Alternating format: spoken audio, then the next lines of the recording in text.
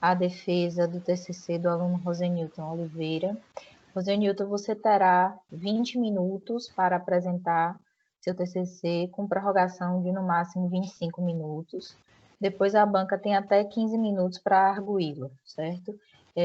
Depois da arguição, a gente vai se reunir para proferir a sua nota. Se você obtiver nota entre 1 e 3, está reprovado automaticamente, entre 3,1 e 6,9 será pedida a revisão, e entre 7 e 8,9 será aprovada automaticamente. Se sua nota for igual ou superior a 9, você está aprovado, e depois das correções, você deverá entregar um exemplar em capa dura na cor vermelha para a biblioteca. Alguma dúvida? Não, entendido. Pronto, são 8 horas em ponto, você tem, a partir de agora, 20 minutos. Faltando 5 minutos, eu lhe sinalizo, tá bem? Ok. Bem, boa noite a todos. Eu gostaria de agradecer a minha orientadora, a professora Caroline Braulio, por estar junto comigo nessa caminhada e ser indispensável para finalizar esse trabalho. Agradecer também, já que está presente, a professora Carolina, professora de TCC 2, que também foi de fundamental importância para todos nós nessa trajetória. Agradecer a professora Lara Kawark, professora essa que me fez eu me apaixonar pelo direito penal. Bem como agradecer a professora Silvana, com suas aulas também magníficas, e que compõe essa banca. É uma honra para mim estar nesse momento na presença de duas das senhoras. Bom, eu vou compartilhar aqui o arquivo.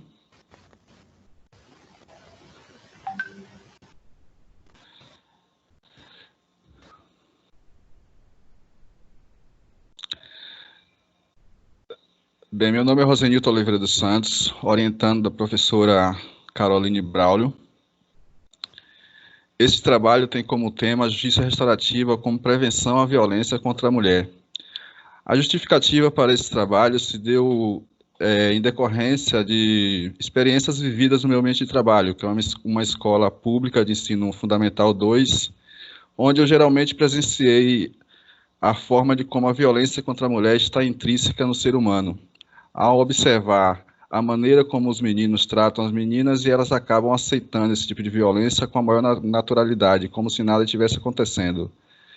E também por ver uma comunidade que eu morei por 20 anos, que é a comunidade do Salobrinho, de me deparar ali com situações de violência doméstica, e que geralmente essas violências acabavam... os agressores eles acabavam rescindindo e revitimizando a vítima ou fazendo novas vítimas, né? Quando a mulher decidia separar, ele acabava que fazia uma nova vítima com que ele se relacionasse.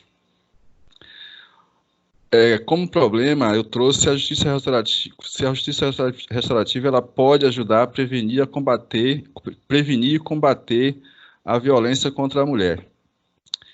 E o objetivo geral do trabalho foi analisar de uma forma sistemática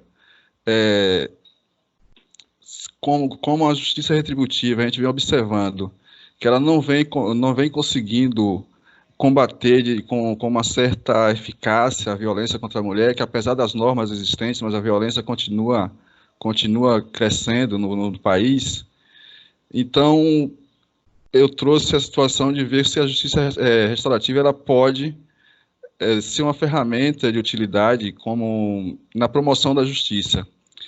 E eu lembro de uma situação em que, no primeiro simpósio de ciências criminais do sul da Bahia, que é realizado pela instituição Faculdade Mário de Thaís, eu lembro da desembargadora Joanice Guimarães, que na época era também presidente do Núcleo de Justiça Restaurativa, que ela falou de maneira muito própria que a justiça retributiva ela não tem o condão de reeducar o agressor, de fazer com que o agressor deixe de ser agressor após ele cumprir uma sanção penal.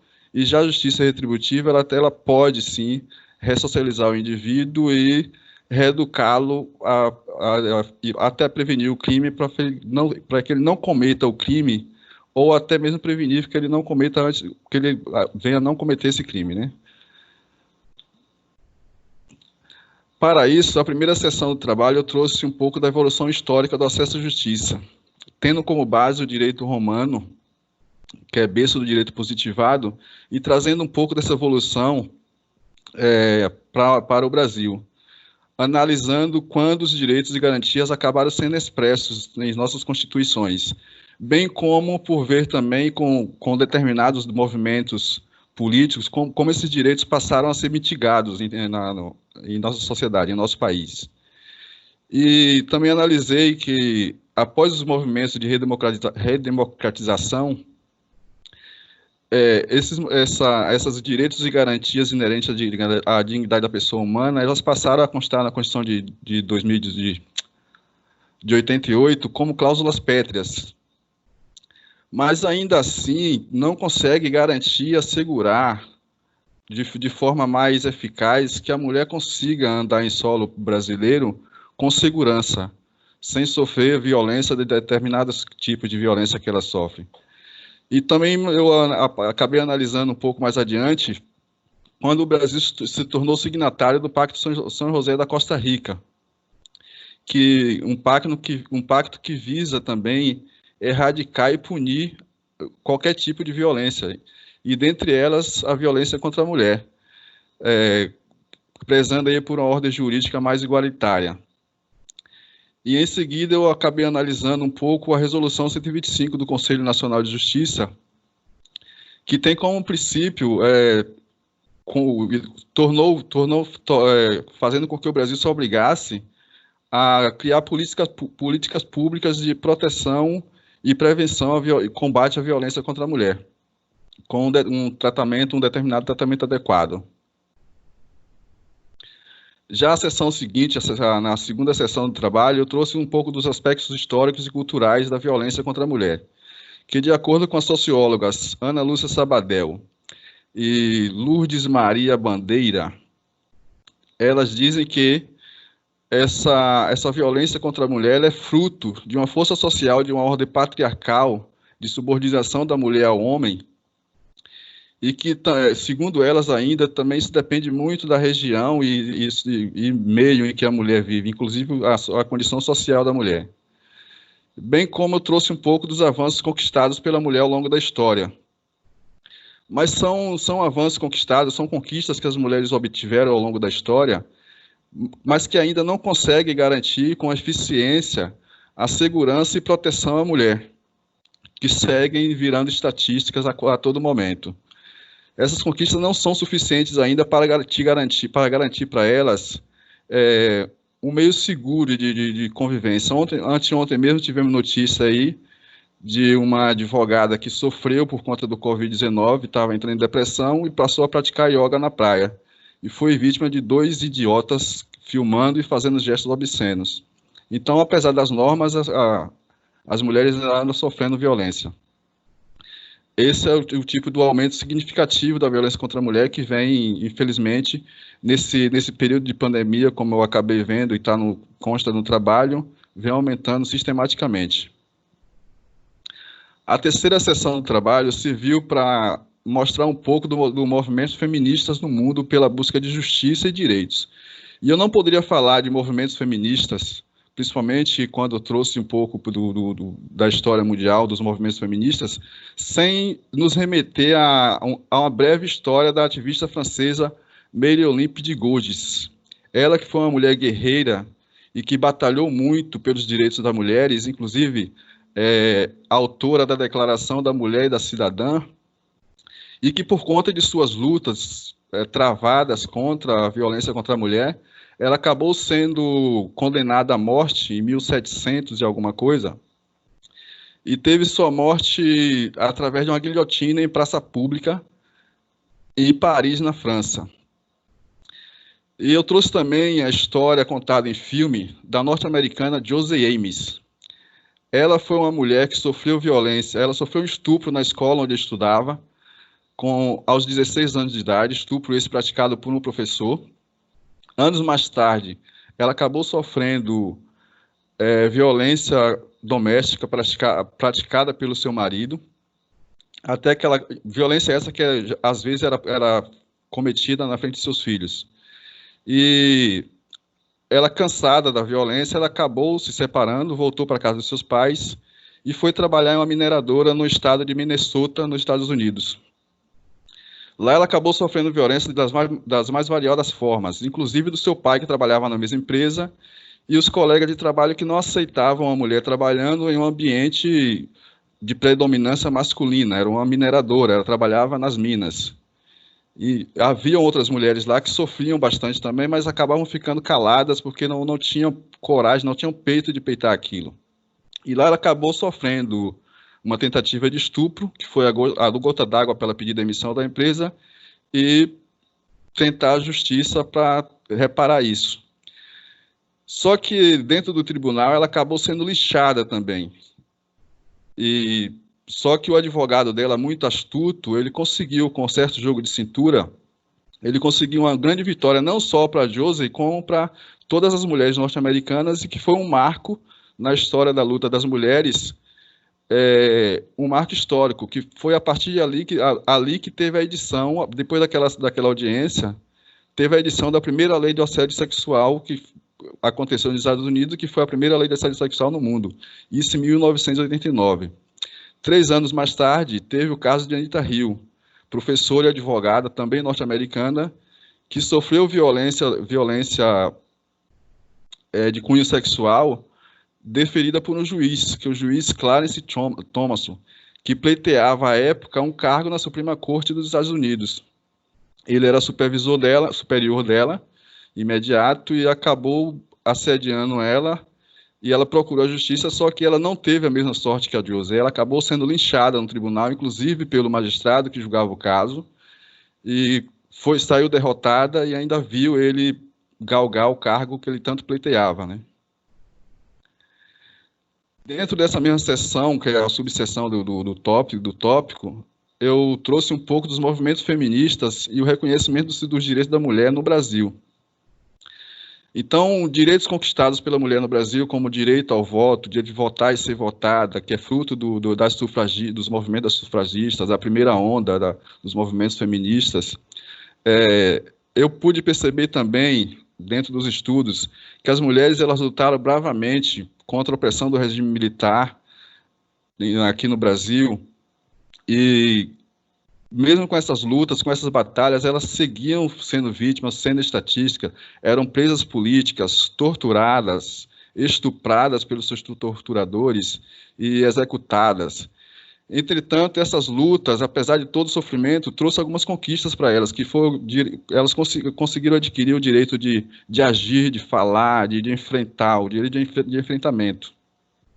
Entretanto, de acordo com Stevens, a abolição mesmo da violência dentro do ordenamento jurídico da mulher só aconteceu depois da edição da Lei da Maria da Penha e também da Lei do Feminicídio, que, segundo ele, até então, a violência contra a mulher dentro do território brasileiro era algo legalizado, que estava dentro do ordenamento jurídico. E eu pude perceber também que, a partir da Constituição de 88, que, de fato, esses direitos e garantias inerentes à dignidade da pessoa humana passaram a se tornar, como falei anteriormente, cláusula pétreas e ter uma garantia mais firme, mais segura. Isso também fruto da participação ativa das mulheres na Assembleia Constituinte, que iniciou em 85, né? Convocada aí pelo então Ulisses Guimarães. E eu trouxe também um pouco da ratificação da Convenção Interamericana. Ratificação essa que criou obrigações para o Brasil para tratar a violência contra a mulher com outros olhos, criando políticas públicas de proteção e prevenção à mulher. Entretanto, a gente percebe que essas políticas públicas, apesar de serem importantes, ela ainda não vem conseguindo garantir proteção e segurança para as mulheres.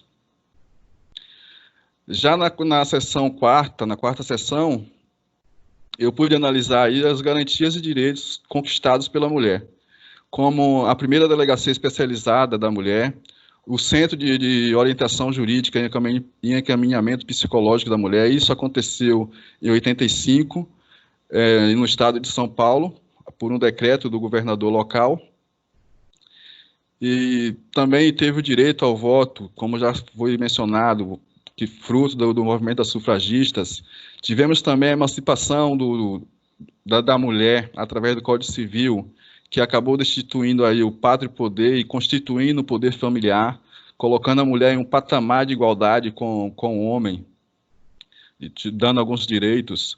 Tivemos também a Lei Maria da Penha, que foi um marco histórico da luta dos movimentos feministas e que acabou alterando outros diplomas legais, como o Código Penal, o Código de Processo Penal, a própria LEP, e que, além disso, normatizou a criação do Juizado de Violência Doméstica e Familiar contra a Mulher.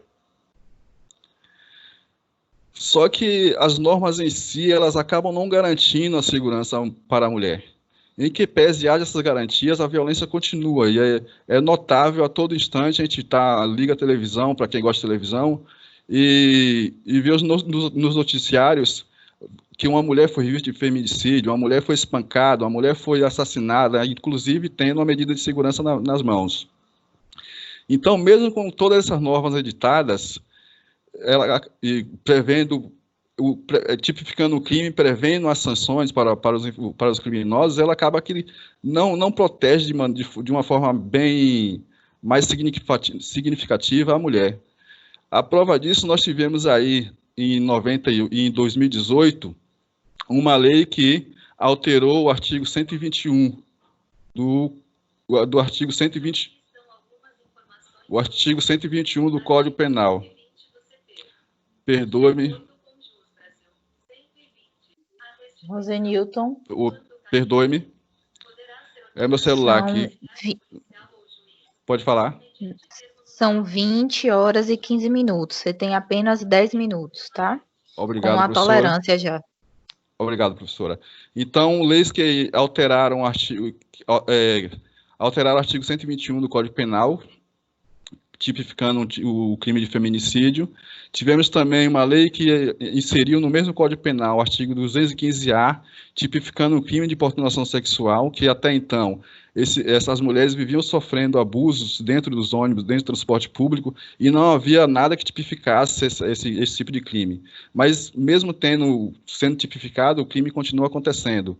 E, no mesmo ano, tivemos também uma outra lei que inseriu no Código Penal o artigo 216-B, que faz referência à tipificação do crime de material proibido de cunho sexual.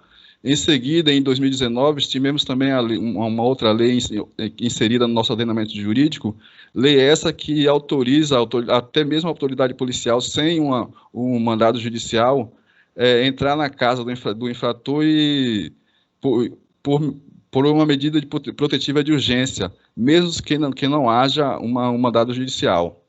Então, mesmo com todas essas normas, tipificando os crimes, prevendo as sanções, a justiça retributiva ela não se mostra eficaz na erradicação da violência contra a mulher. Então, na seção 5, eu pude observar que a justiça retributiva ela não consegue combater a violência contra a mulher. Então, surge aí a justiça restaurativa, que está presente no Brasil desde 2005, como um mecanismo de promoção da justiça.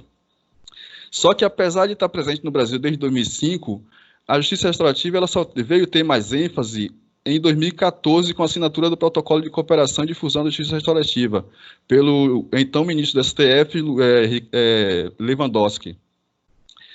Já no ano seguinte, em 2015, na comemoração dos 10 anos da Justiça Restaurativa no Brasil, foi lançada a campanha Justiça Restaurativa, a Paz Pede Palavra, inclusive com a presença do professor de Sociologia e Justiça Restaurativa Howard Ser, que é conhecido como um dos pioneiros da Justiça Restaurativa como resolução de conflitos. Tivemos também a Resolução 225, que ela normatiza a criação de alguns juizados especiais e que acaba para a proteção a aplicação da justiça restaurativa como prevenção, como promoção da justiça e prevenção à violência como um todo. Na sexta sessão, eu trouxe a justiça restaurativa, como a justiça restaurativa pode prevenir a violência contra a mulher. É uma técnica que acaba resguardando a dignidade da pessoa humana e o empoderamento da vítima. E nos termos da resolução 12 do Conselho Econômico e Social da ONU, a justiça restaurativa ela tem 3 fases, que é o programa restaurativo, o processo restaurativo e o resultado restaurativo. Então, eu pude comprovar aí que a justiça restaurativa ela pode sim ser utilizada como mecanismo na promoção da justiça e no combate à violência contra a mulher, prevenindo, até mesmo prevenindo que o crime ocorra sem que a necessidade de uma ação penal. Então, conclui-se que os objetivos foram atendidos, tendo em vista que a justiça restaurativa é um mecanismo de promoção de justiça, sim, e a justiça restaurativa pode promover a justiça com maior eficácia que a justiça restributiva, cujo objetivo da justiça restributiva é ressocializar um indivíduo, mas vemos que ela acaba não ressocializando, não reeducando o sujeito e ele volta a praticar o crime, se não com a mesma mulher, mas fazendo uma outra vítima. Entretanto, é visível perceber que a justiça restaurativa ela carece de maiores investimentos e difusão da técnica. Então, para finalizar, eu deixo uma frase do Martin Luther King, quem eu gosto muito, que diz o seguinte: uma das coisas importantes da não violência é que não busca destruir a pessoa, mas transformá-la. E, por fim, agradeço a todos e minhas referências. Obrigado.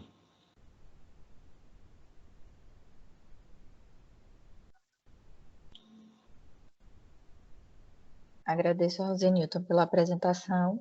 Eu vou pedir para que você retire os slides e que para que as professoras